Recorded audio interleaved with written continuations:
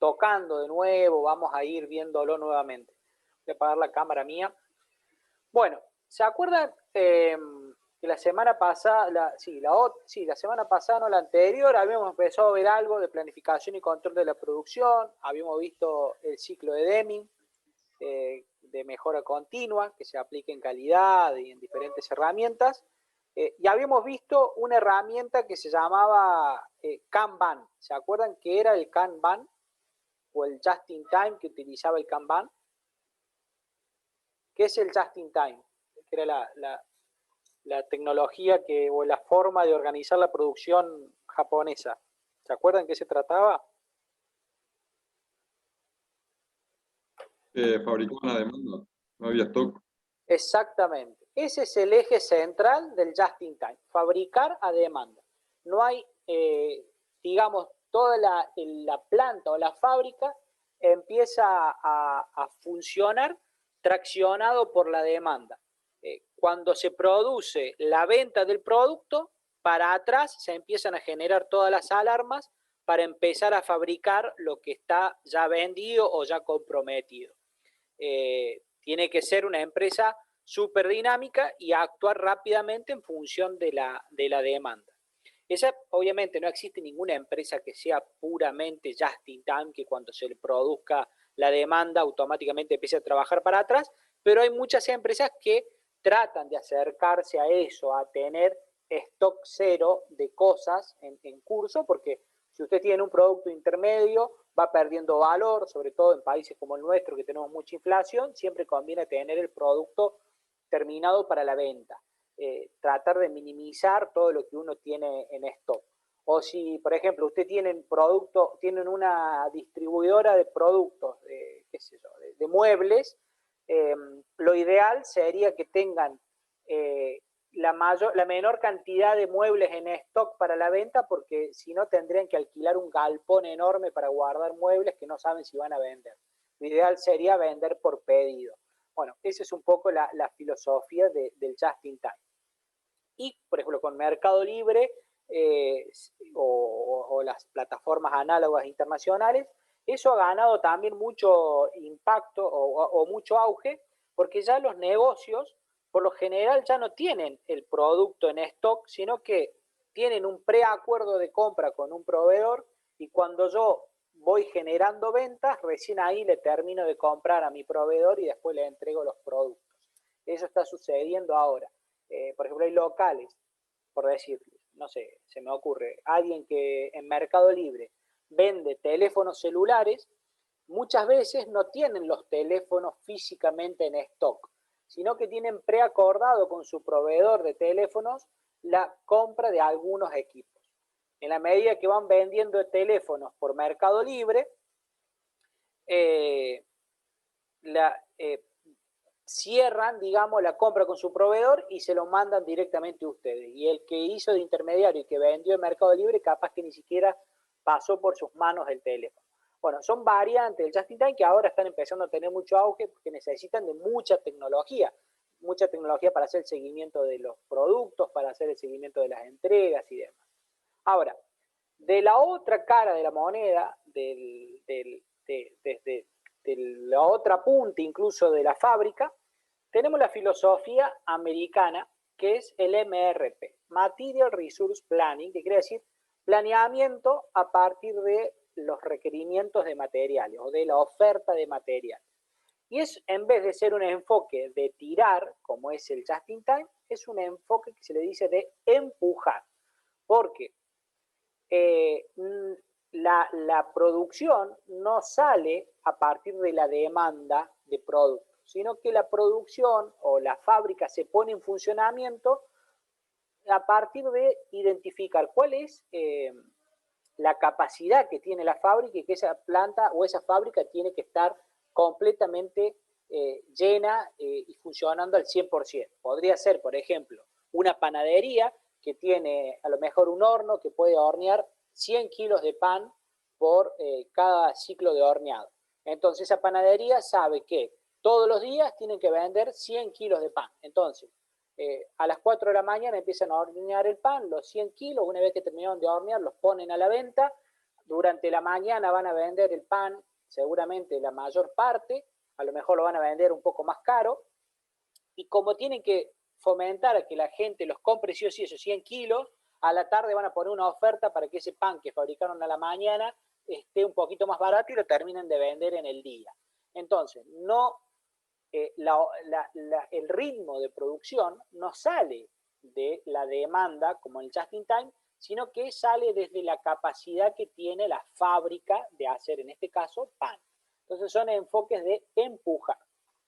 Hay diferentes variantes, ha ido evolucionando con el tiempo, y el Material Resource Planning pasó del MRP a secas a un MRP2, que en realidad lo que incorpora acá, como vamos a ver, es un poco más de información para la toma de decisiones, y del MRP2 que surgió o evolucionó en un sistema que se llama ERP, son los, el ERP son las letritas de Enterprise Resource Planning, que quiere decir planeamiento de los recursos de la empresa. Miran la empresa en su conjunto. Y al mirar a la empresa en su conjunto, tienen que tener en cuenta todas las áreas. Es el sistema que se utiliza hoy, digamos, en el planeamiento de la producción y necesita de muchísimas herramientas para poder funcionar. En el MRP yo necesito, a partir de toda la información que tengo en la empresa, el stock de productos, el inventario de mercadería, el proceso productivo, cómo se fabrica, las compras de materiales, el plan maestro de producción, que es un instrumento que habíamos visto que era el que nos mostraba cuánto iba a producir y cuándo lo iba a producir. Toda esa información yo la meto en un software y ese software o ese sistema informático toma la mejor decisión de cómo debería hacerse la producción propiamente dicha. Nosotros vamos a ver a continuación algunos ejemplos de algoritmos muy simples para hacer una programación de la producción que son más bien del tipo de empujar. Bueno, la diferencia entre el MRP a secas o el MRP1 y el MRP2 es básicamente que el MRP2 incorpora el concepto de la mejora continua, esa es la gran diferencia. Pues teoría se lo dejo para que lo lean, lo pueden googlear también. Pero acá viene así fueron evolucionando los sistemas. El MRP como sistema productivo que surge a partir de qué capacidad tiene mi fábrica para producir y a partir de todo lo que puede producir mi fábrica lo salgo a vender, evolucionó en los sistemas MRP2 que derivan de un montón de otras herramientas. Estos son todos los acrónimos de todas las diferentes herramientas que utilicen el MRP2, que es Material Resource Planning, requerimiento de recursos humanos, requerimiento de compras, planificación de la producción, sistemas y operaciones. Bueno, toda la empresa en su conjunto se la toma en cuenta en el MRP2. Pero lo que se utiliza hoy es Enterprise Resource Planning, que toma en cuenta toda la empresa y el medio que la rodea. Toma en cuenta las ventas, la gestión de transporte, la contabilidad, los costos de recursos humanos, gestión fiscal, mantenimiento, gestión financiera. Es decir, todo lo que funciona en una empresa está bajo el software o lo que se le denomina ERP. Y hay sistemas o hay empresas de software que venden a empresas industriales software de ERP, que básicamente es un software de administración de toda la fábrica, que tiene en cuenta el proceso productivo, pero también tiene en cuenta cuestiones relativas a contabilidad, finanzas, administración y demás. Estos software de ERP, hay diferentes marcas comerciales, muchas veces se empiezan implementando por partes. Por ejemplo, se pone el software, por ejemplo, a funcionar en una línea, después se le agrega un módulo de facturación, un módulo de compras a proveedores y demás. El software más conocido de ERP es un software de origen alemán que se llama SAP, S-A-P.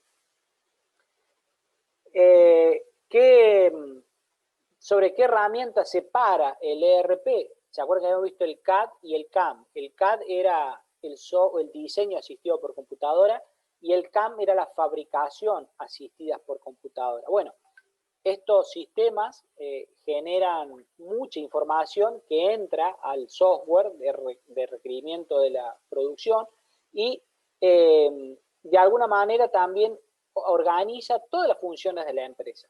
Incluso puede intervenir en la facturación, en las cobranzas, en la contabilidad y demás. De hecho, ahora las empresas suelen tener su software de administración muchas veces integrado con sus proveedores, de forma tal que cuando a mí se me produce una necesidad de material en mi empresa, el software automáticamente emite una orden de compra a mi proveedor y ese proveedor me entrega los materiales sin que yo haga nada. Acá en Argentina es más complejo que funcione así porque los precios varían mucho y me obligan a negociar constantemente con mi proveedor. Pero, por ejemplo, en Alemania, donde los precios son estables, no hay inflación, normalmente las empresas negocian con su proveedor el precio de suministro y dejan un contrato abierto de provisión a un precio fijo, a lo mejor por 2 años. Entonces dicen, bueno, yo ya sé que el insumo A lo voy a comprar a determinada cantidad de euros al mismo precio durante 2 años, y a medida que a mí me vaya haciendo falta mi proceso productivo, el software va a ir emitiendo órdenes de compra y comprando automáticamente. Eso lo hacen hoy las empresas. Obviamente que también depende mucho del sistema productivo. Y el ERP tiene mucha relación también con la forma en la que la empresa produce. Esto, ¿qué era la producción continua? Está escrito ahí, pero alguno que lo quiera explicar con sus palabras, que lo vieron en los sistemas productivos. ¿Se acuerdan?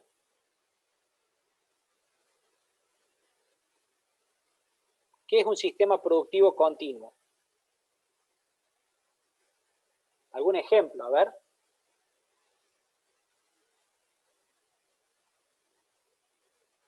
¿Se escucha o no?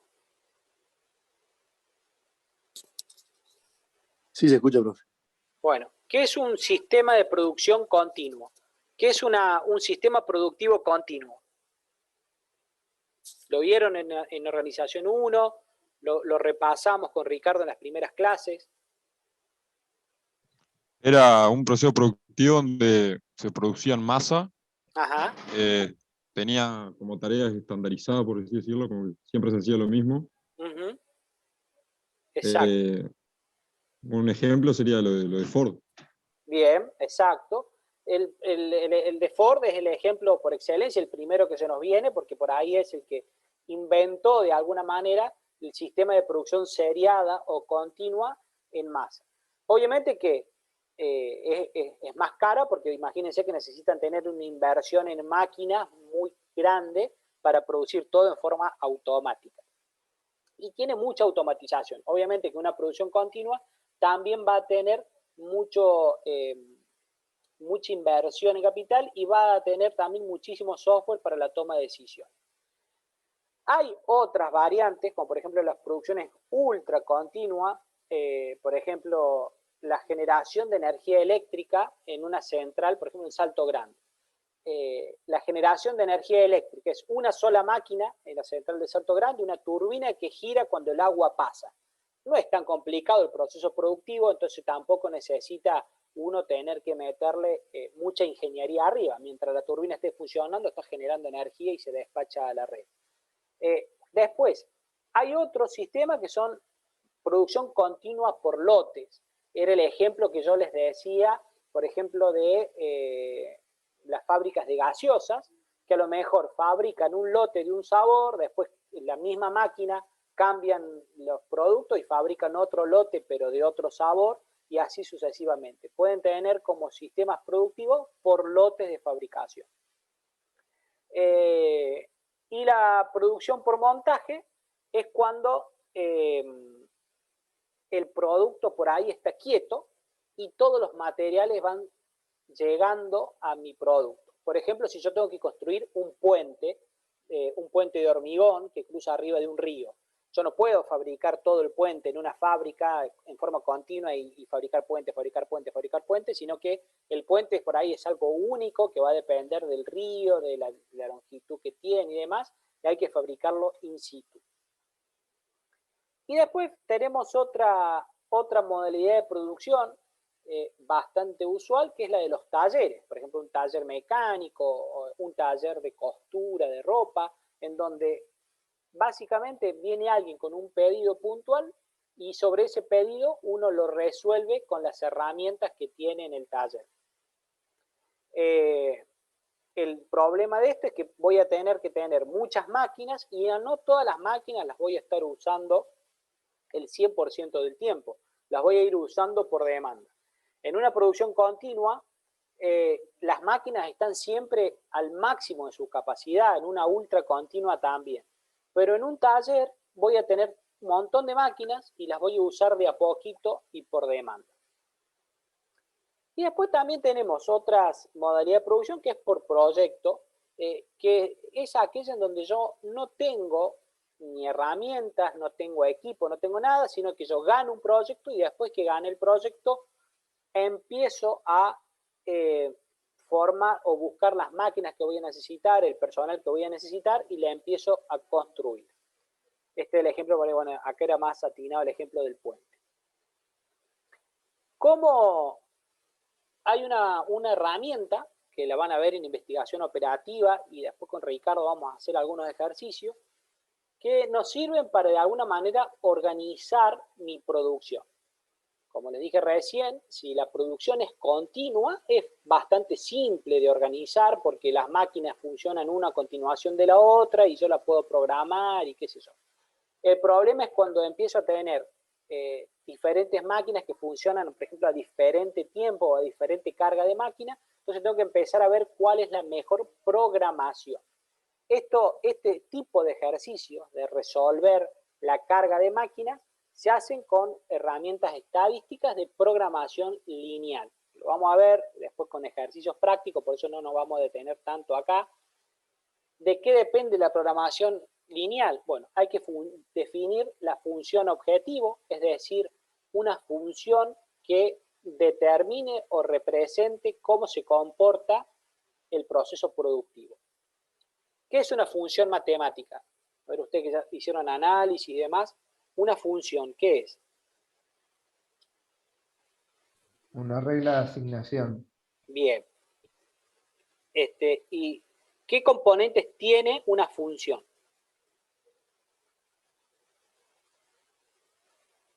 Una variable. Una o varias. Una o varias, sí. Y también tiene otra, puede tener constantes. Una constante. Exacto. Tiene variables y tiene constantes. Las variables, ¿qué son? El nombre lo dice, digamos. Valores que pueden variar. Bien. ¿Y las constantes? Se mantienen fijos. Claro, son magnitudes fijas. Bueno, cuando uno tiene que empezar a programar un proceso productivo, lo más difícil es la definición de la función objetivo. Aquella función que va a determinar cómo funciona, valga la redundancia, mi sistema productivo. ¿Cuáles son las variables? ¿Cuáles son los elementos fijos? Tengo que empezar a definir las variables, los elementos fijos, empezar a armar la función y ver cómo funciona, cómo puedo predecir su comportamiento en el tiempo a través de herramientas estadísticas. Y acá entra la otra parte de probabilidad estadística, que son las variables de decisión. Las variables de decisión, ¿alguien sabe, ya lo vieron este tema, qué son las variables de decisión o no?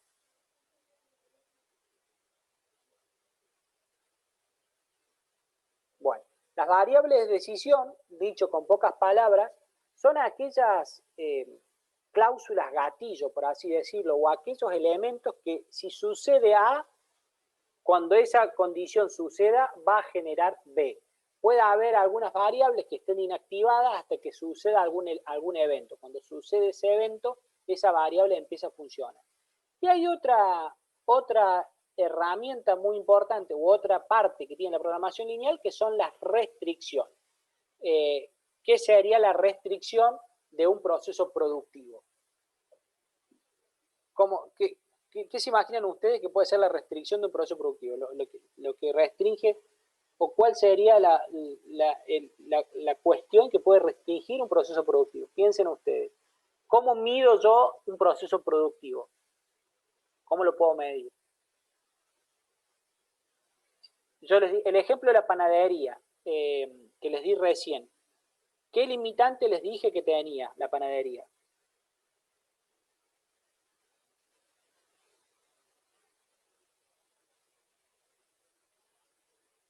¿Se escuchó o no? O por ahí el micrófono me anda medio mal. La producción. Claro, yo les dije, la panadería tenía un límite que era 100 kilos de pan por día. Esa era una restricción que ella tiene.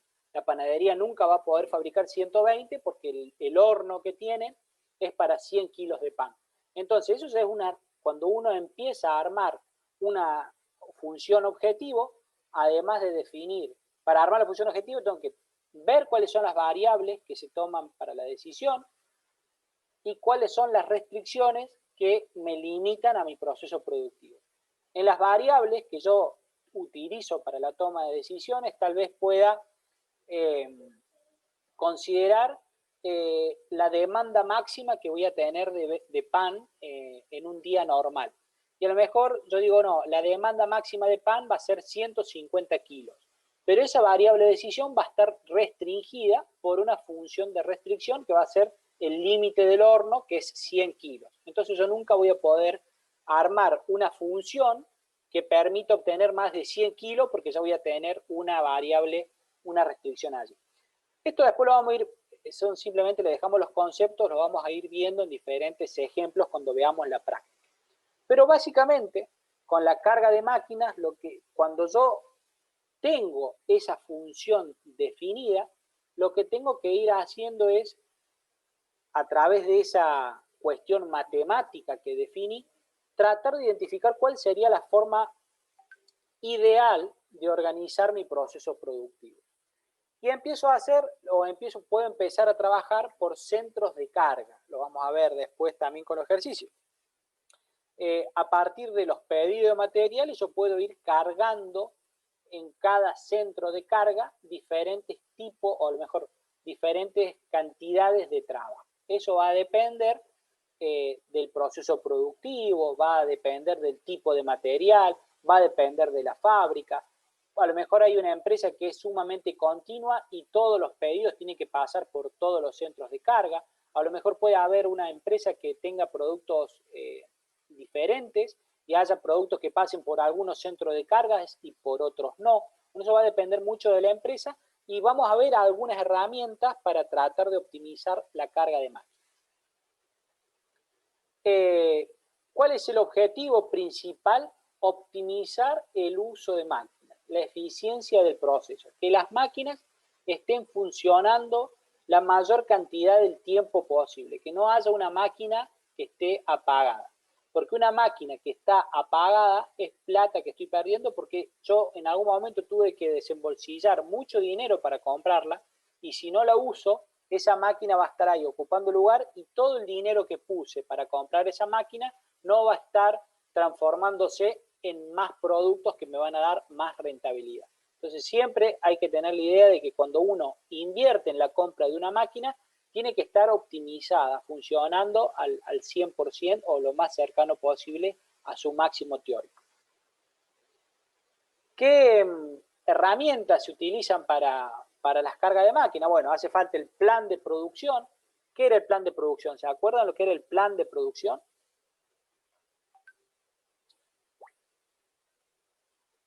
¿Qué era un plan de producción?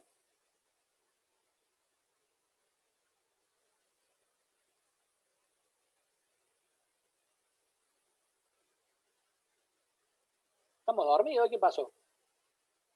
¿Qué es un plan de producción?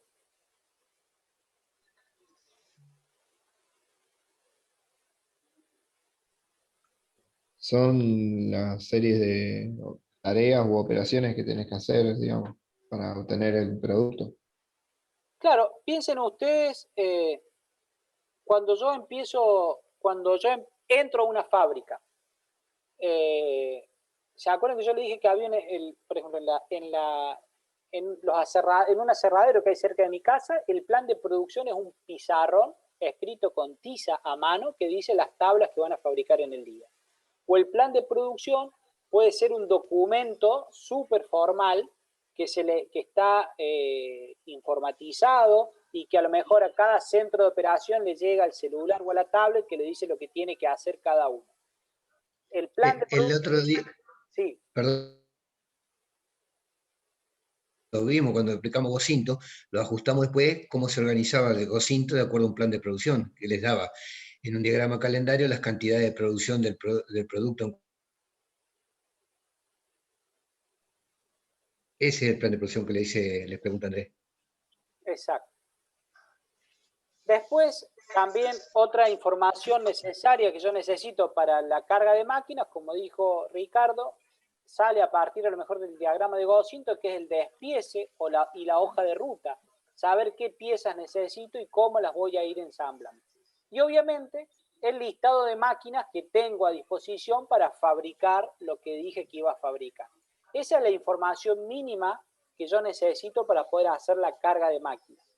Una vez que yo tengo las herramientas o tengo toda la información, puedo implementar diferentes herramientas para hacer la carga de máquinas. Acá solo la dejamos enunciada y después cuando veamos el práctico vamos a ver con mayor detalle. Algoritmo de Johnson, programación por matrices, el método index, el balance de líneas o utilizar diferentes software de programación. Después Ricardo le va a dar una guía con ejercicios para resolver para resolver carga de máquinas, por ejemplo, con el algoritmo de Johnson. Y vamos a ver que el algoritmo de Johnson se puede usar solo en determinadas situaciones. O la programación por matrices, o el index, etc. Otra de estas herramientas, por ejemplo, el index, se lo van a ver en probabilidad estadística también. Esto que ven acá podría ser una programación, un plan de producción fíjense, para el programa del 1 del 9 al 6 del 9 para un taller, una semana de producción.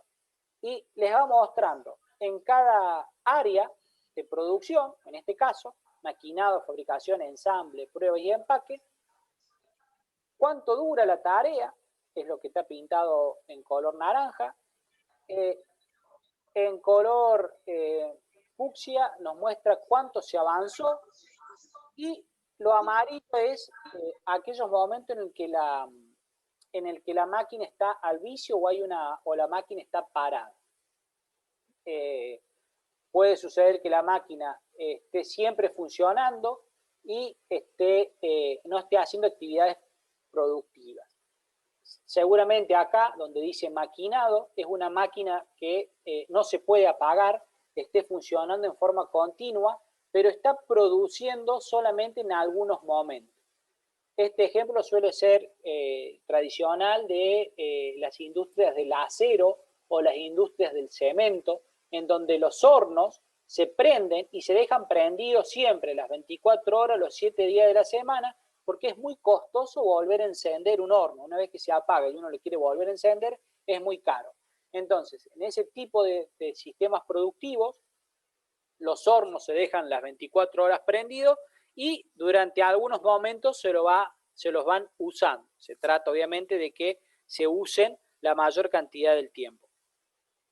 Acá, este corte de esta flecha que se ve acá, esto es un diagrama de Gantt semanal, nos está mostrando que estamos a la mitad del día miércoles, el área de maquinado ya produjo un poco más de lo que tenía asignado, el área de fabricación viene retrasada un poquito, el área de ensamble también viene retrasada, tal vez el área de ensamble dependa fuertemente del área de fabricación, el área de pruebas también viene restringida por el área de fabricación y ensamble y viene retrasada, y el área de empaque está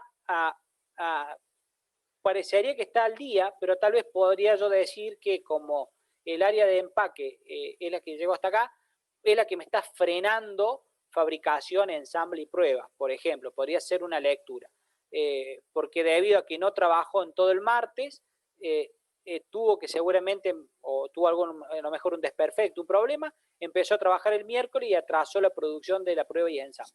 es una lectura posible. Habría que conocer en mayor profundidad cómo es el diagrama o el proceso productivo de este diagrama que vemos acá. Esto que está acá es un diagrama de Gantt y hay software específico para hacer o interpretar los diagramas de Gantt. Es el Microsoft Project, que les recomiendo que lo aprendan a usar bien porque se usa un montón. Bueno, después vienen las otras, siguiendo con el ciclo de Deming, vienen una serie de herramientas que son las de el control o el chequeo. Básicamente lo que yo tengo que controlar es si se está produciendo correctamente, si los materiales que tengo se han utilizado correctamente, no tengo materiales ociosos y demás. Básicamente, reducir el capital invertido, es decir, no tener tanto material sin procesar, sino tratar de reducir al mínimo la compra sin desatender la demanda, obviamente. Reducir las pérdidas, es decir, tratar de que lo que yo fabrico no tenga tanto material o scrap. En la industria a las pérdidas o el material sobrante se le dice scrap. Y tener eficiencia en la información contable, es decir, toda la información que yo levanto, a lo mejor de costos, tendría que reflejar de la mejor manera posible todo lo que está sucediendo en la fábrica. Cuando yo hago entonces control de la producción, básicamente tengo que trabajar sobre todos los recursos que tiene un proceso productivo. Tengo que tratar de minimizar las políticas ineficientes.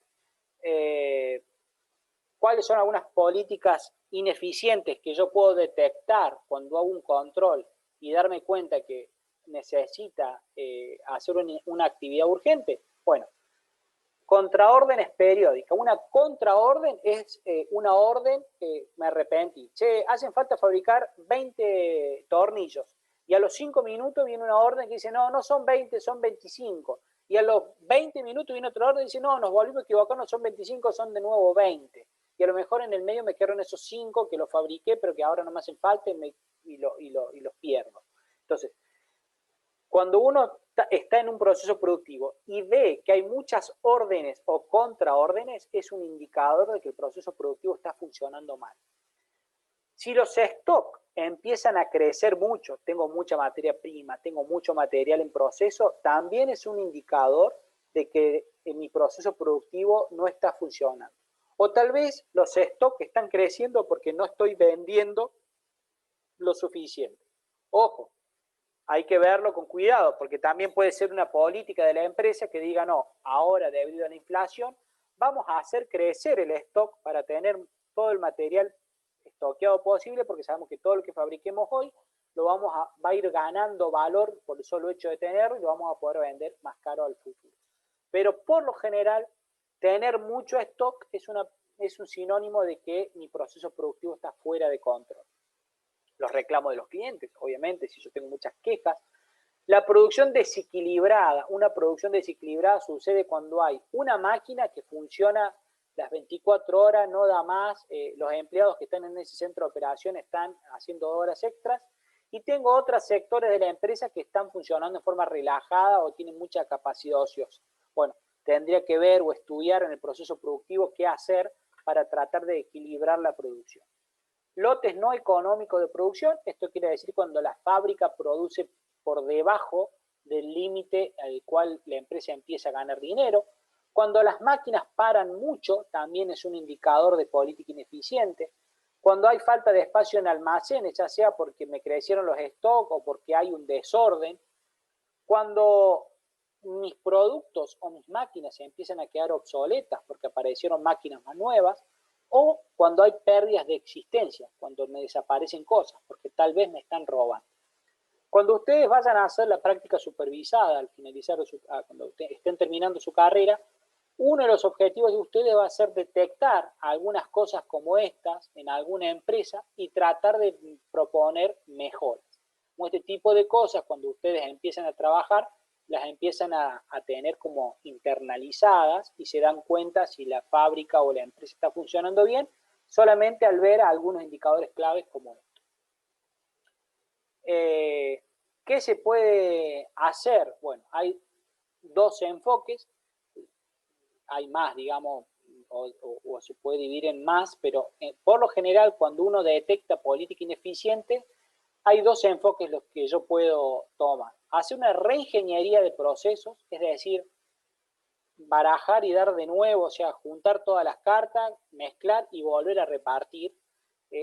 Suele ser una transformación bastante complicada en las empresas porque a lo mejor implica despedir personal o contratar personal distinto al que yo tengo, comprar o vender máquinas, reorganizar un layout.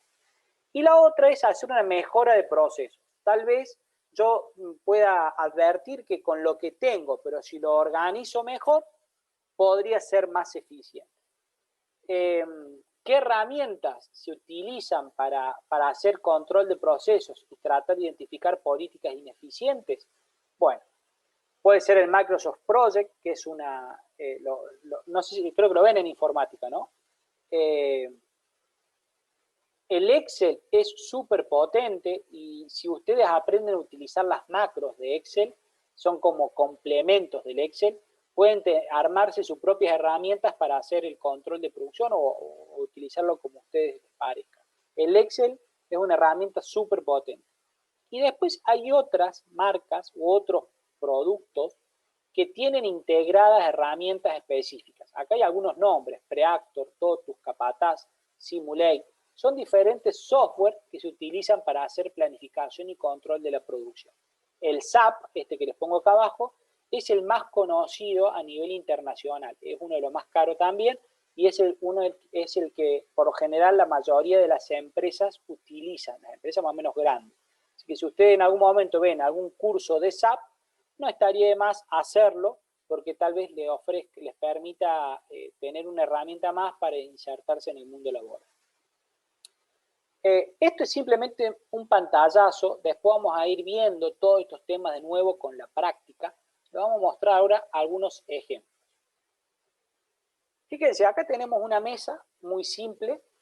La mesa está conformada por una tabla, la parte de arriba, tiene 4 tacos de madera, 2 patas son rectas y otras 2 patas están torneadas, tienen un detalle estético.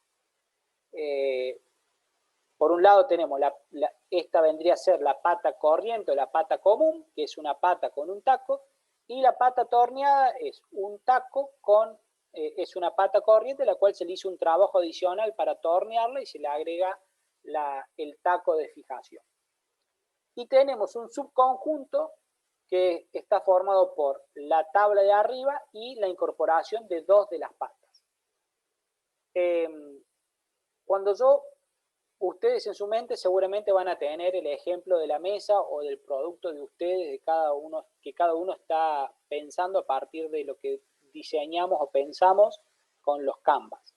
Lo que ustedes tienen que empezar a hacer ahora es tratar de imaginarse cómo pueden hacer el despiece, el desarme de ese producto.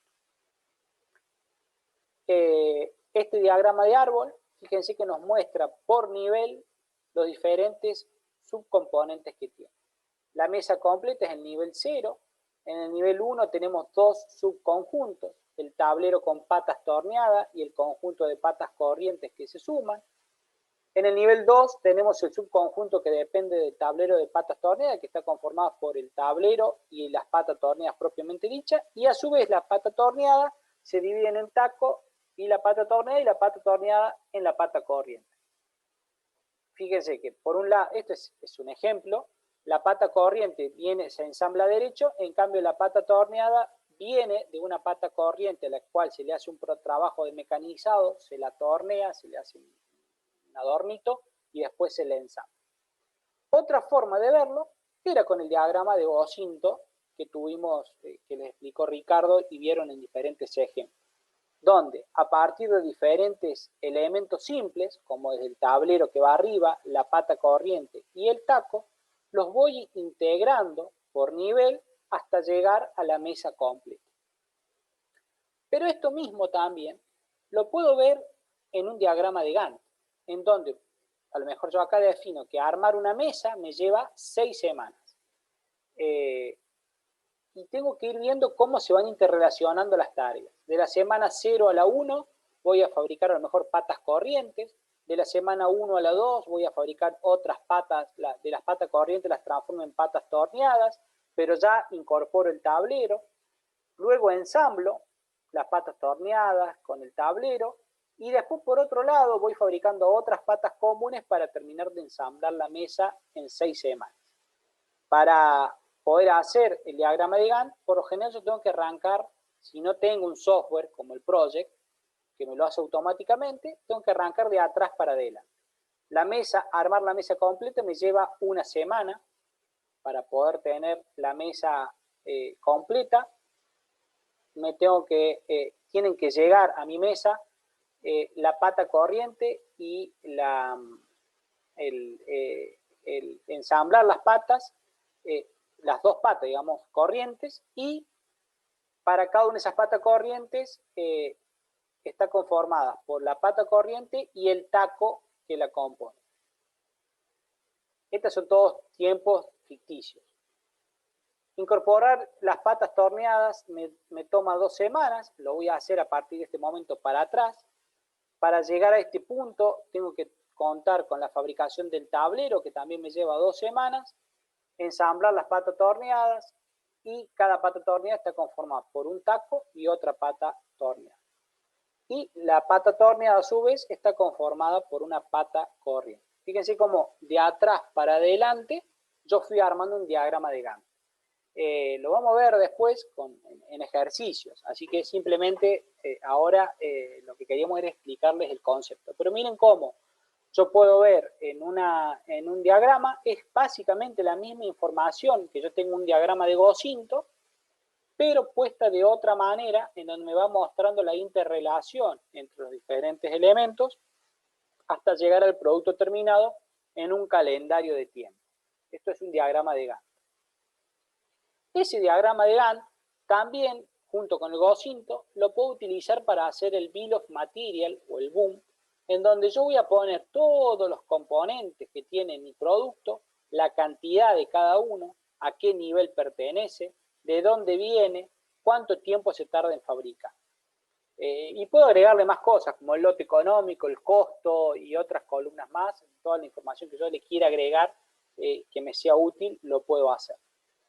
Pero fíjense que la idea de esto era mostrarle que a partir de un producto simple, como era el ensamble de una mesa, se pueden trabajar todas las herramientas que hemos visto en estas clases. O sea, Ricardo, ¿ibas a decir algo? No, sí, déjale ahí. Ese diagrama que vos le llamás diagrama de Gantt, que es otra forma de representación, es el anterior, Andrés. Ese. Es también encontrar con el nombre diagrama de ordenamiento, porque fíjense que usted tiene las distintas etapas constructivas del producto acotadas en un eje de tiempo al final abajo, con lo cual le va dando la cantidad de tiempo que le lleva a cada una de las tareas ensamblándola. Es otra forma de ver, se llama diagrama que suma a la planilla del despiece o BOOL, al diagrama Gosinto. Todas son herramientas que se complementan entre sí para armar ese diagrama de Gantt. Así es. Bien. Bueno. Esto después con el producto de ustedes lo van a tener que ir haciendo y lo vamos a ir haciendo entre todos. Cada uno de ustedes en su proyecto van a tener que hacer un despiece, van a tener que hacer el diagrama de ensamblaje, un Gosinto, un Bill of Material. Y lo vamos a ir trabajando juntos a lo largo del año, por eso tampoco nos detenemos tanto en explicarlo ahora, porque les va a quedar claro este concepto cuando lo empiecen a hacer sobre papel ustedes directamente. Bueno, vamos ahora a algunos ejemplos ya más prácticos de algunas otras herramientas necesarias en la planificación y control de la producción.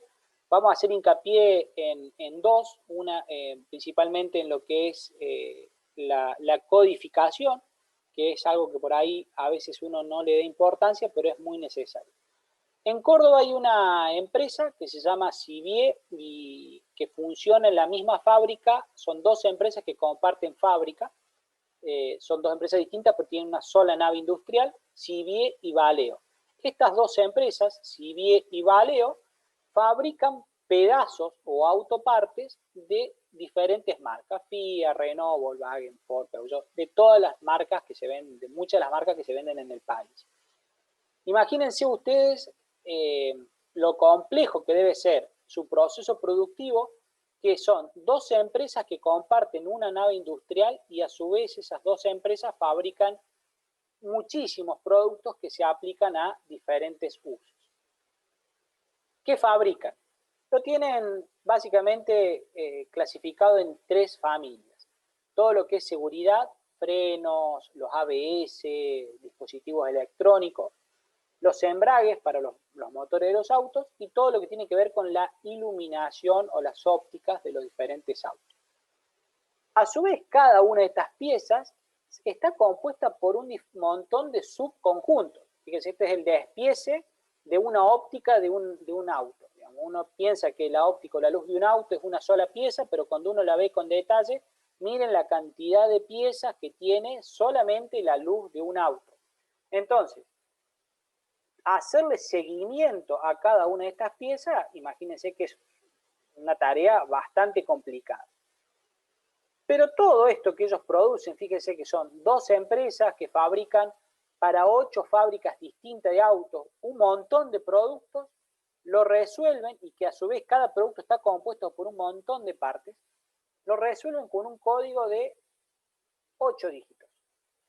Ellos con un número de 8 dígitos pueden identificar cada una de las piezas que ellos fabrican.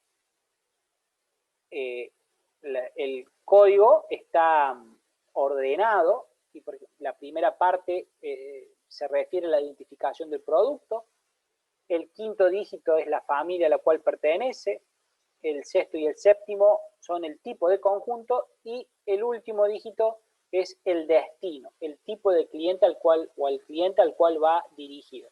Ellos tienen 8 clientes, entonces de acá atrás irá del 1 al 8 dependiendo del cliente. En realidad 9 porque hay un noveno que es el mercado de reposición que se llama.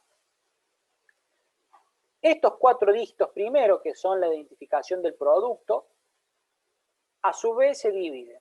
El primero, del 0 al 4 para todo lo que es iluminación. Si acá aparece un 5 o un 6, quiere decir que es un producto de seguridad. Si aparece un 7 o un 8, es un conmutador, una tecla, y si aparece un 9, es un alternador. Estos dos son los números consecutivos, es decir, si me aparece un 4 y un 12, quiere decir que es el producto número 12 de iluminación. Y si acá es número par, quiere decir que va del lado derecho del auto, y si el número es impar, quiere decir que va del lado izquierdo.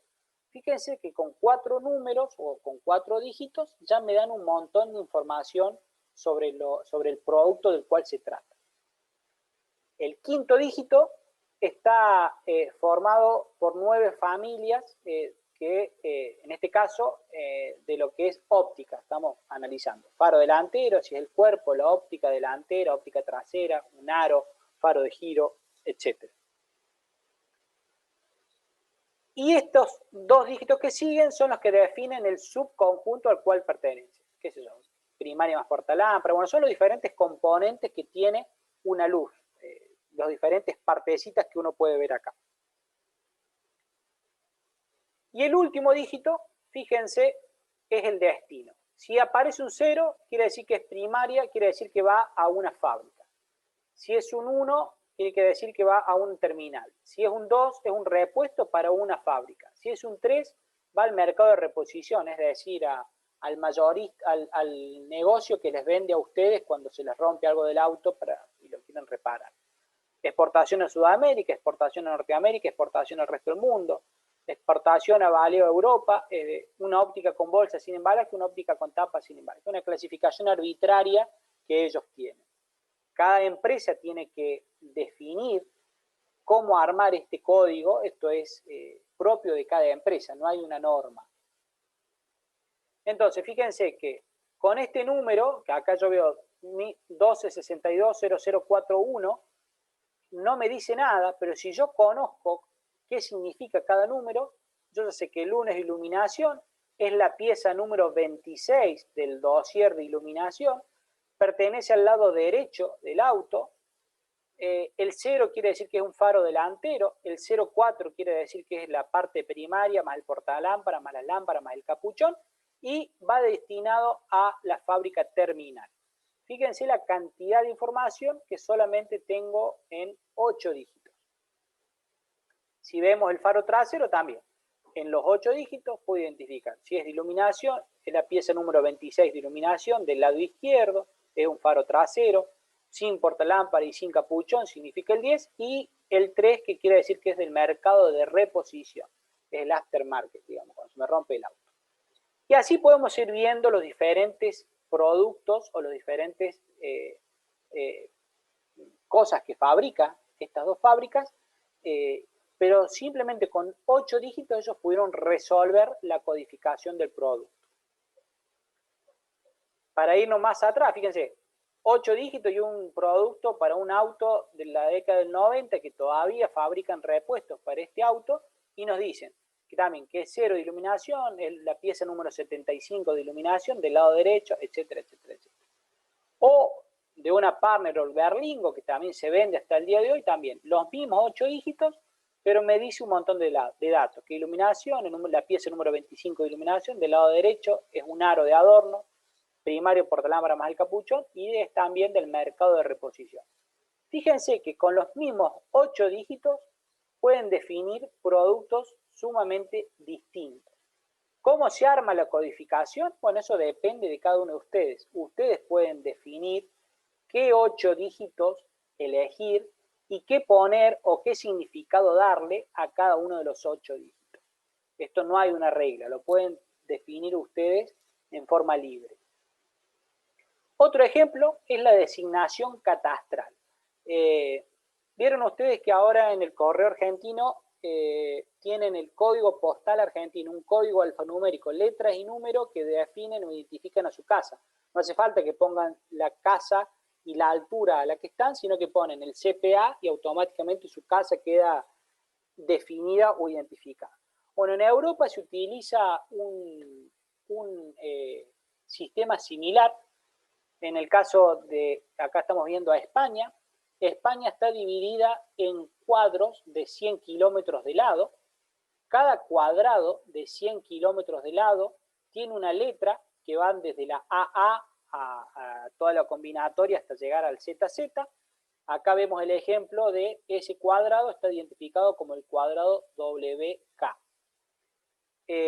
Dentro del cuadrado WK, que es un cuadro de 100 kilómetros, el kilómetro 20 y el kilómetro 80, yo puedo definir otro nuevo cuadrado, pero de 10 kilómetros.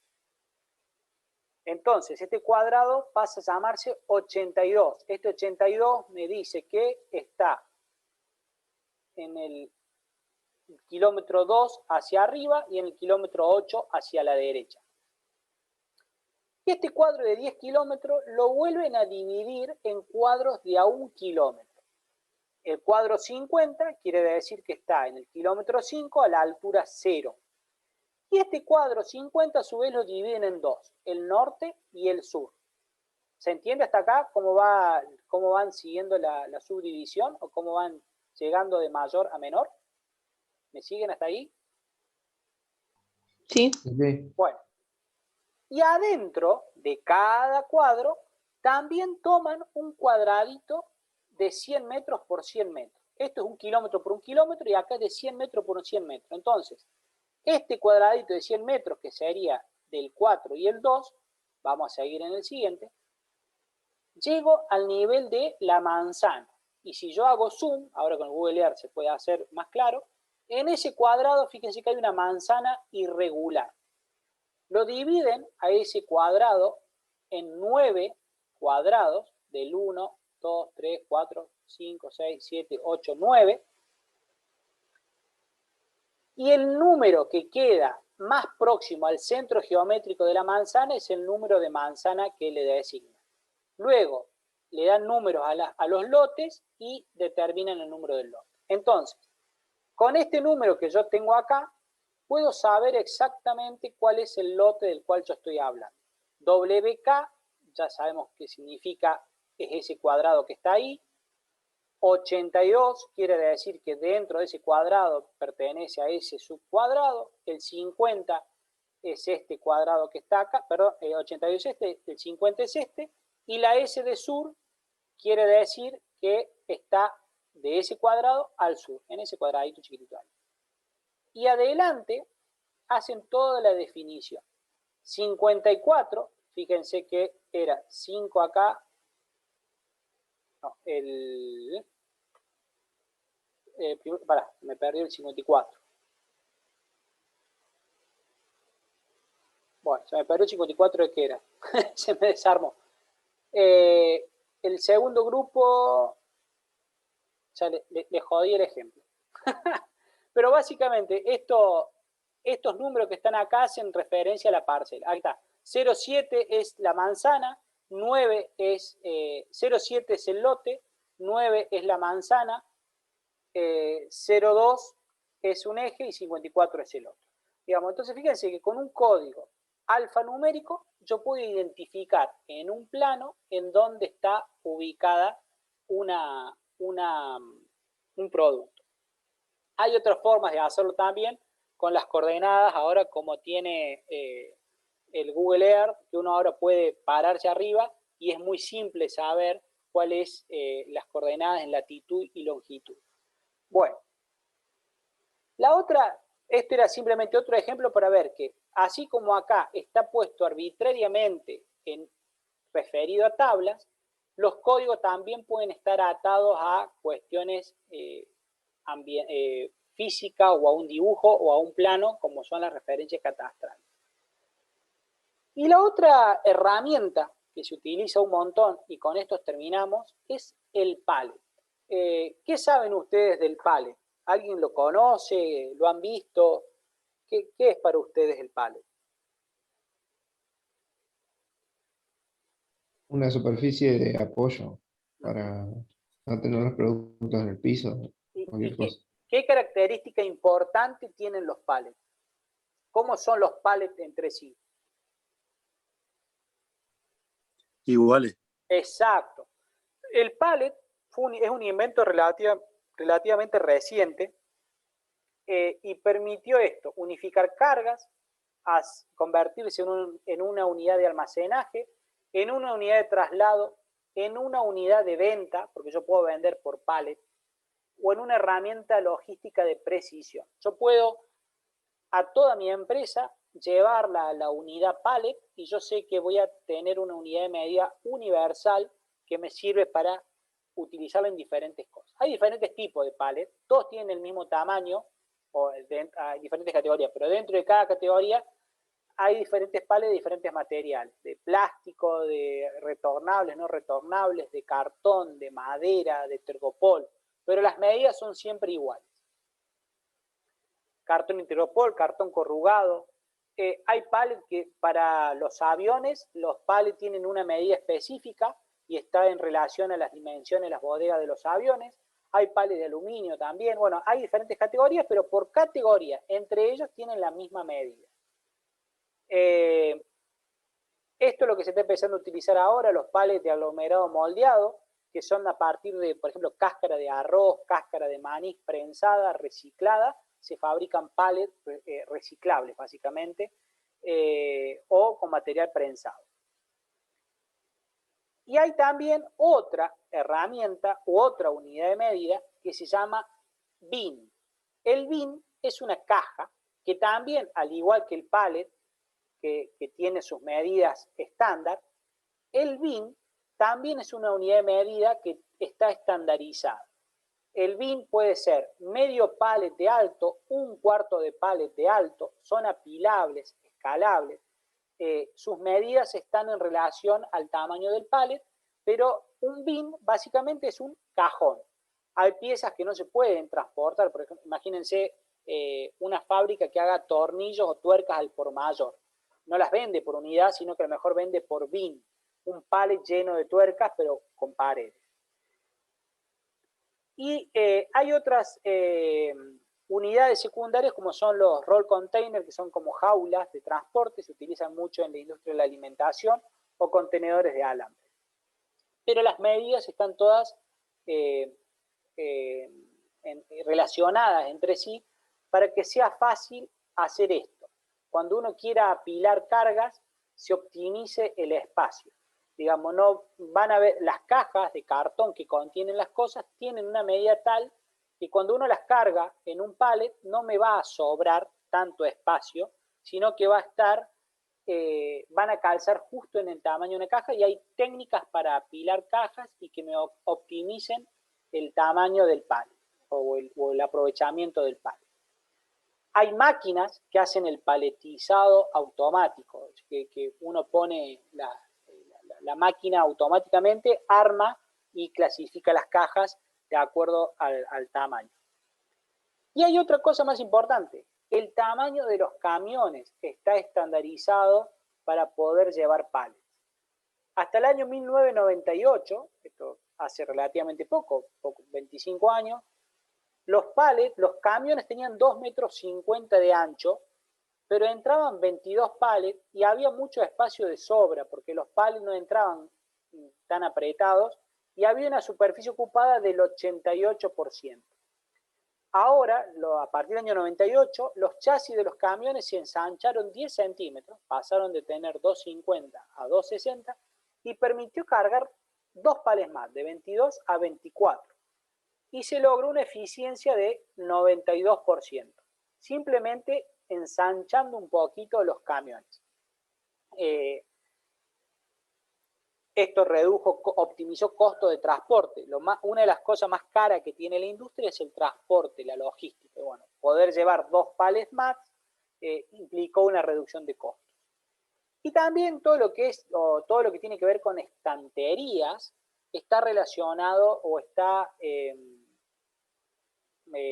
asociado a los pallets, la forma de la estantería, la altura de la estantería, el tamaño de los pasillos. Es normal que en las fábricas todo esté relacionado al tamaño de los pallets. De hecho, tenemos los AMPI y todas las herramientas que también tienen dimensiones que dependen del tamaño o están relacionadas al tamaño de los pallets. Entonces, cada vez que cuando ustedes empiecen a trabajar en el sector industrial, traten siempre de llevar todo a medida pallet, porque es la medida estandarizada para todo tipo de producto. Bueno, hasta acá llegamos hoy.